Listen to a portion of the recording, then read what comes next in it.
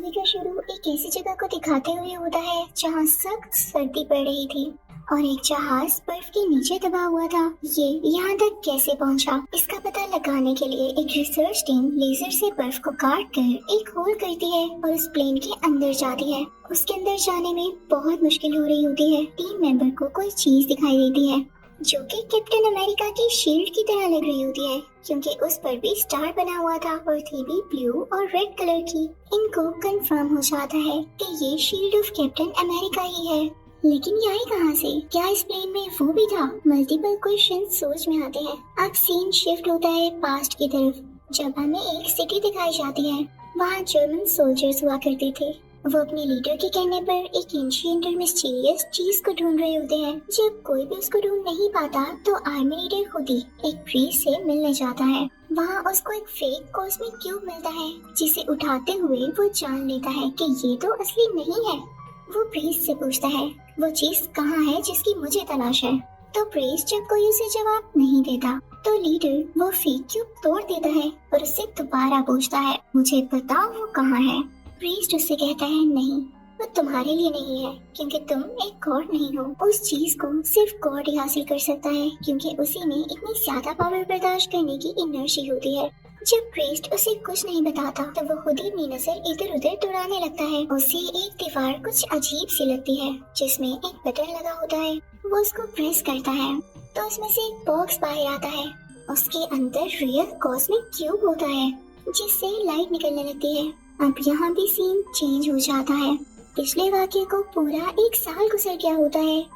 यहाँ हम बहुत सारे लड़कों को देखते हैं जो कि एक ही एज के होते हैं। वहाँ एक लड़का और भी होता है जिसका नाम होता है स्टीव। ये इस मूवी का मेन कैरेक्टर भी है। अब स्टीव का ख्वाब ये था कि वो आर्मी में जाए, लेकिन कुछ डिसीजेस की वजह से उसको सिलेक्ट नहीं किया जाता। अब स्टीव एक ऑफिसर से मिलता है जिसका नाम बकी बार्न्स होता है। स्टीव उसे बताता है कि मैं आर्मी में जाना चाहता था, पर कभी ऐसा नहीं हुआ कि मैं सिलेक्ट हो जाऊं। बार बार मुझे रिजेक्ट कर दिया जाता था। तो बार्न्स उसे बताता है कि आज रात में तुम्हें एक ऐसी चीज दिखाऊंगा जिसे देखकर तुम खुश हो जाओगे। एक ऐसा फेस्टिवल जिसमें तुम्हें फ्यूचर की हर चीज देखने को मिलती है। अब वो लोग रात को वहाँ जाते हैं और एंजॉय भी करते हैं। वहीं पर उनको एक मिस्टीरियस आर्मी दिखता है, लेकिन वो लोग अपना फन कंटिन्यू रखते हैं। यहाँ एक आर्मी ग्रुप के पिक्चर में खुद को देखते हुए स्टीव बार्न्स से फिर से कहता है क्या कभी मैं आर्मी में जा सकूंगा? मेरे अंदर अपनी कंट्री के लिए लड़ने के लिए बहुत ज्यादा पैशन है और मुझे यकीन है इतना पैशन किसी में भी नहीं। तो बार्न्स उससे कहता है तुम बीमार हो स्टीव। अब इनकी ये बातें वहाँ एक ग्लासेस वाला डॉक्टर भी सुन लेता है। फिर उसी वक्त स्टीव को पता चलता है कि फ्यूचर के लिए आर्मी सिलेक्शन हो रही है। वो फौरन से जाकर फॉर्म जमा कराता है, लेकिन वहाँ पर जो आदमी होता है उसे रिजेक्ट कर देता है कि तुम्हारे फॉर्म से पता चला है कि तुम बार बार रिजेक्ट हुए हो, तो जरूर कोई ना कोई वजह होगी ना। लेकिन तभी वहाँ वो डॉक्टर आते हैं जिन्होंने उनकी बातें सुनी थी। वो डॉक्टर एक साइंटिस्ट भी थे। वो स्टीव से इंटरव्यू लेते हैं और उसके फॉर्म पर 1A लिखते हैं, यानी फर्स्ट एवेंजर कैप्टन अमेरिका, जिसके बारे में स्टीव खुद भी गेस नहीं कर पाता। अब सीन शिफ्ट होता है एक आर्मी यूनिट पर, जहाँ के कमांडर्स को दिखाया जाता है, एक मेल कमांडर और एक लड़की पैगी कार्टर को। वहाँ के कमांडर साइंटिस्ट से पूछते हैं कि आप जानते हैं आर्मी को बहुत सारे ऑपरेशंस और टास्क दिए जाते हैं, मैं कैसे मान लूं कि स्टीव बेटर ऑप्शन है? तो साइंटिस्ट यानी वही डॉक्टर वहाँ एक बॉम्ब फेंकते हैं, जिसको देख के सब लोग अपनी जान बचाने के लिए भागने लगते हैं, जबकि स्टीव उसी बॉम्ब के ऊपर आकर लेट जाता है ताकि वो अपनी जान दे दे और बाकी लोगों को कुछ भी ना हो। ये देख के सब बहुत इम्प्रेस होते हैं और आर्मी कमांडर स्टीव को रखने के लिए मान जाते हैं। अब दूसरी तरफ हम एक आदमी रेड स्कल को देखते हैं। वो अपने साइंटिस्ट के साथ मिलकर कॉस्मिक क्यूब की पावर्स को जान रहा होता है और उसको यूज करके ऐसी एनर्जी निकालने की कोशिश करता है जो किसी भी प्लेन को 5-6 दिन तक उड़ा सके, यानी उसके लिए किसी फ्यूल की जरूरत न पड़े और हर वॉर में भी उन्हें एनर्जी दे सके ताकि वो जीत जाए। आखिरकार कई दिन की मेहनत के बाद रेड स्कल का साइंटिस्ट वो मशीन बना ही लेता है जो कॉस्मिक क्यूब से एनर्जी लेगा और उनके टैंक्स में ट्रांसफर करेगा। उधर आर्मी यूनिट से पैगी कार्टर स्टीव को उसकी अपनी सिटी लेकर आती है, यानी जहाँ से स्टीव आया था, क्योंकि यहाँ पर ग्लासेस वाले डॉक्टर की एक बहुत ही आला मशीन थी जो कि किसी भी इंसान की ताकत को बढ़ा सकती थी और ये आर्मी पर्पस के लिए ही बनाई गई थी। इस मशीन का क्रिएटर वही मिस्टीरियस आदमी था जिसको हमने फेस्टिवल में देखा था। जब इसमें यूज होने वाला लिक्विड डॉक्टर यानी उसी साइंटिस्ट ने बनाया तो उनका भी नाम इसके क्रिएटर्स में आ गया और इसकी मेंटेनेंस का भी वही ख्याल रखा करते थे। अब इसी मशीन में भेजने के लिए स्टीव को यहाँ पर लाया गया था। अब स्टीव को इस मशीन में भेजा जाता है और उसे ऑन करके उसके मीटर्स को हाई लेवल पर सेट किया जाता है। मशीन हिलने लगती है और उससे बहुत सी लाइट बाहर आने लगती है। अंदर से स्टीव चिल्ला रहा होता है जैसे वो इतनी एनर्जी को बर्दाश्त न कर पा रहा हो, जबकि अभी मशीन सिर्फ और सिर्फ 70% लेवल पर सेट थी। मशीन में से स्पार्क्स निकलने लगते हैं और स्टीव की चीखें और ज्यादा बढ़ जाती हैं। उस मशीन को रोकने का फैसला लिया जाता है, लेकिन स्टीव बोलता है कि नहीं, मेरे में हिम्मत है, मैं इसको बर्दाश्त करूंगा, बल्कि इसको 100% तक बढ़ा दो।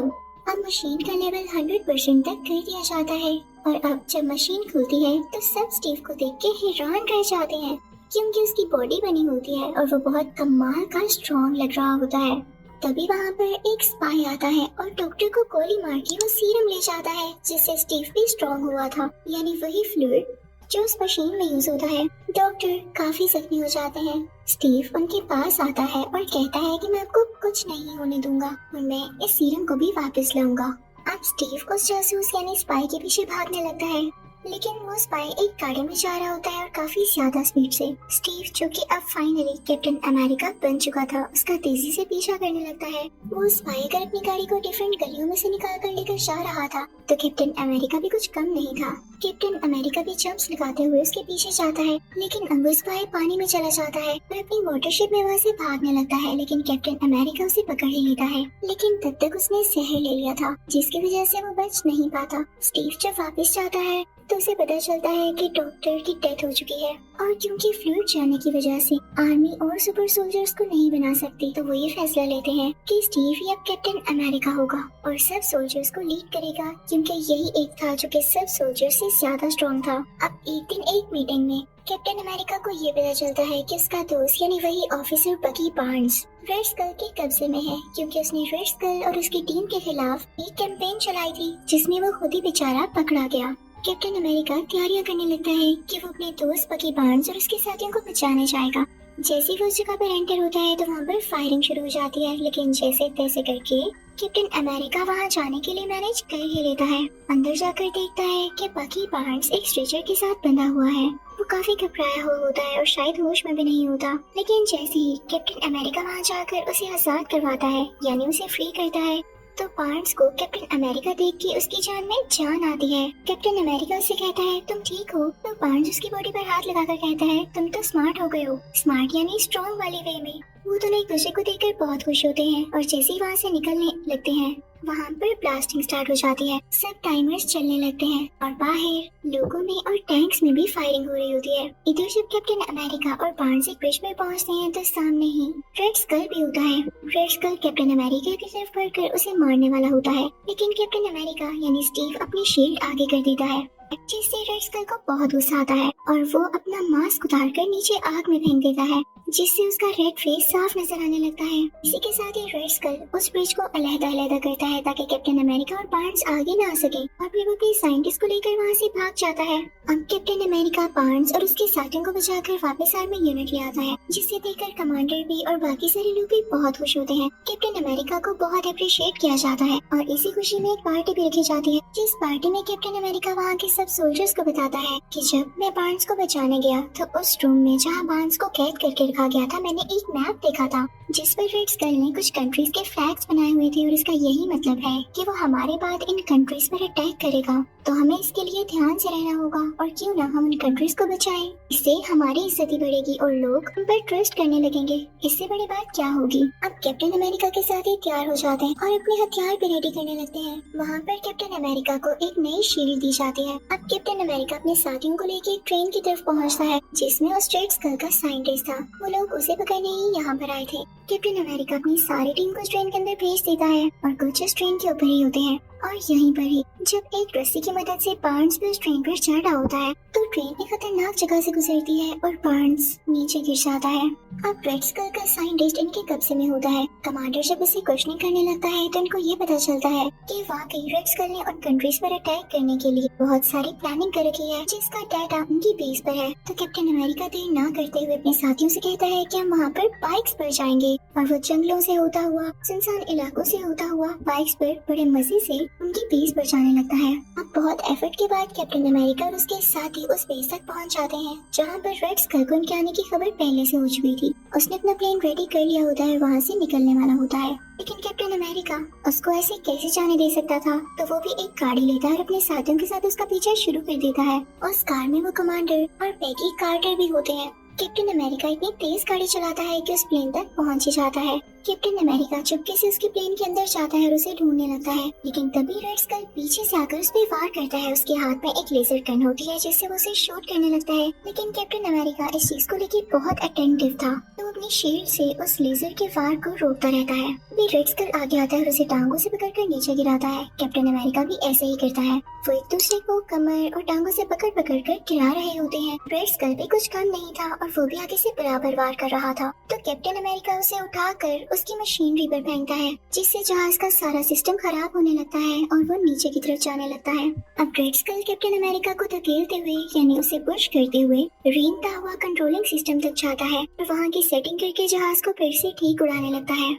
और फिर से कैप्टन अमेरिका की तरफ अपनी लेजर गन के साथ आता है और उससे कहता है तुम्हारी हिम्मत कैसे हुई। लेकिन कैप्टन अमेरिका रोल होते हुए अपनी जान बचाता है और फिर से अपनी शील्ड का यूज करते हुए उसके लेजर शॉट्स को रोकता है। लेकिन इसी दौरान वो कॉस्मिक क्यूब भी हिल जाता है और नीचे गिरने वाला होता है कि तभी रेड स्कल उसे उठा लेता है, लेकिन उसमें इतनी ज्यादा एनर्जी थी कि वहाँ पर स्पार्क्स होने लगते हैं क्योंकि रेड स्कल की बॉडी के अंदर तक जाते हैं। फिर हम देखते हैं कि रेड स्कल इसी के साथ ही गायब हो गया है। शायद उसकी एनर्जी को वाकई बर्दाश्त ही नहीं कर सका और कॉस्मिक क्यूब जब प्लेन के नीचे गिरता है तो वहाँ की रोड्स को पिघलाता हुआ प्लेन से नीचे ही गिर जाता है। अब कैप्टन अमेरिका वहाँ के कंट्रोलिंग सिस्टम पर आता है जहाँ पर उसे पता चलता है कि रेड स्कल इसी प्लेन के जरिए ही बाकी कंट्रीज पर अटैक करने वाला था क्योंकि इसमें बॉम्ब्स भी पड़े हुए थे और मिसाइल्स भी थे। कैप्टन अमेरिका सोचता है कि मेरे पास और कोई चारा नहीं रहा, अगर टाइम खत्म हो गया तो प्लेन अपने आप उस जगह पर मिसाइल छोड़ने लगेगा और मैं नहीं चाहता कि मेरी कंट्री तबाह हो जाए। तो वो अपनी जान सेक्रीफाइस करने का डिसीजन लेता है ताकि वो इस पूरे प्लेन को क्रैश कर देगा किसी इसी एरिया में जहाँ पर बर्फ ही बर्फ हो और ब्लास्ट हो तो सिर्फ उसी जगह तक हो और किसी पॉपुलेशन को